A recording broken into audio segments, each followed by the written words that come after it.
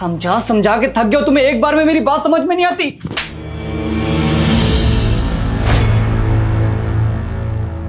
आप ठीक है ना? हाँ भाभी, मैं ठीक हूँ। तो बीच में क्यों आया? मैं अगर बीच में नहीं आता तो ये थप्पड़ भाभी के लगता।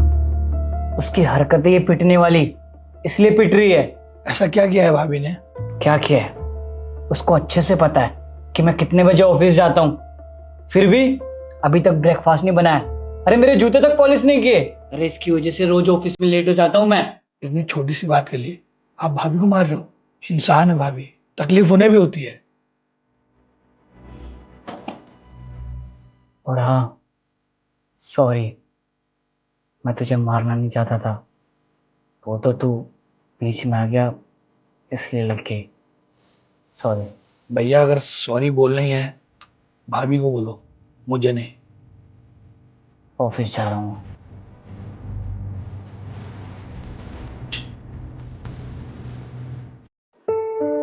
सुनिए, खाना खा लीजिए। नहीं, मुझे भूख नहीं है। आपने सुबह से कुछ नहीं खाया, अभी तो खा लीजिए कुछ। बोला ना भूख नहीं है, बाद में खा लूंगा। अरे मुझे तो ये समझ में नहीं आ रहा, अरे भाभी भैया का पर्सनल मैटर है, आप क्यों पढ़ रहे हैं बीच में? जब भाभी अपने लिए स्टैंड नहीं ले रही हैं तो आप और हम क्या कर सकते हैं इसमें? सुबह भी देख लीजिए, भाभी ने एक शब्द नहीं बोला भैया को। देखिए, मैं साफ सीधी बोल रही हूँ, वो उन लोगों का पर्सनल मैटर है, आप बीच में ना ही पढ़िए तो ही अच्छा है। पर्सनल नहीं है, हम भी इस घर का हिस्सा है। भैया की लाइफ में क्या चल रहा है हमें भी पता होना चाहिए ना, हम भी तो इस घर का हिस्सा है। और एक बात बताओ, अगर मैं सबके सामने तुम्हें थप्पड़ मार दूं तुम्हें कैसा फील होगा? सोचो भाभी को भी वैसे लगा होगा। दिमाग खराब हो गया भैया का, कहीं का गुस्सा कहीं निकाल लें, कोई नहीं मिला तो भाभी पे हाथ छोड़ रहे हैं। और तुम जाओ, वैसे भी मेरा मूड बहुत खराब है। सिम्मी, क्या हुआ, तुम खाना लेके वापस क्यों जा रही हो? वो सौरभ ने खाना नहीं खाया, क्यों? वो सुबह जो हुआ उसकी वजह से। एक काम करो, खाना मुझे दो।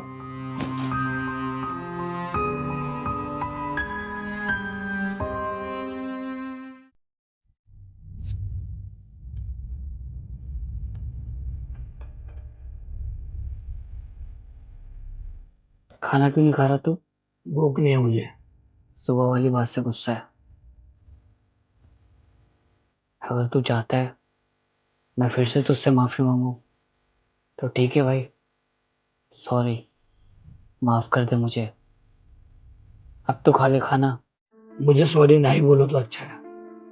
भैया मुझे दुख इस बात का नहीं है कि वो थप्पड़ आपने मेरे पे उठाया, मुझे दुख इस बात का है कि वो थप्पड़ आपने भाभी के लिए उठाया। भाभी की क्या गलती है? आपके ऑफिस जाने के बाद दिन भर नौकरों की तरह घर में काम करती है, ये उनकी गलती है? भैया अगर आपको याद हो, आपकी शादी से पहले इस घर में 3 नौकर हुआ करते थे। भाभी ने उन सबको हटा दिया, किसके लिए? हमारे लिए ना। और आज आप भाभी को ही मार रहे हो। चलो मान भी लिया भाभी से कोई गलती हो गई, तो उनकी गलतियों की सजा आप इस तरीके से दोगे, उन्हें मारोगे? पता भैया, मेरी शादी से पहले भाभी ने मुझे माँ की तरह प्यार दिया है, और आप भाभी को यूं मारो मेरे सामने, मुझसे बर्दाश्त नहीं हो सकता। भैया सबकी लाइफ में कुछ ना कुछ प्रॉब्लम रहती है, और मुझे पता भी है आपको ऑफिस का वर्कलोड है। इसका मतलब ये नहीं कि ऑफिस का गुस्सा आप भाभी पे आके निकालें, उन्हें मारे। क्या है भाभी भैया, वो भी एक इंसान है ना।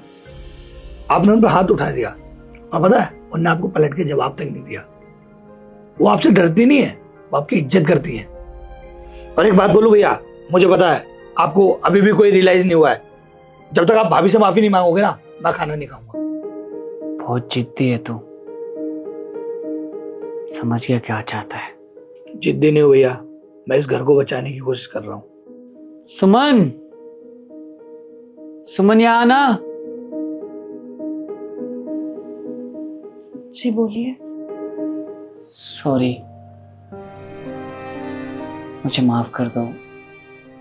और मैं ये सॉरी किसी के कहने पे नहीं बोल रहा हूँ,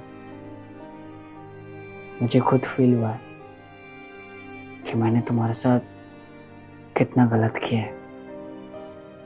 और मैं प्रॉमिस करता हूँ आज के बाद मैं तुम पे कभी हाथ नहीं उठाऊंगा,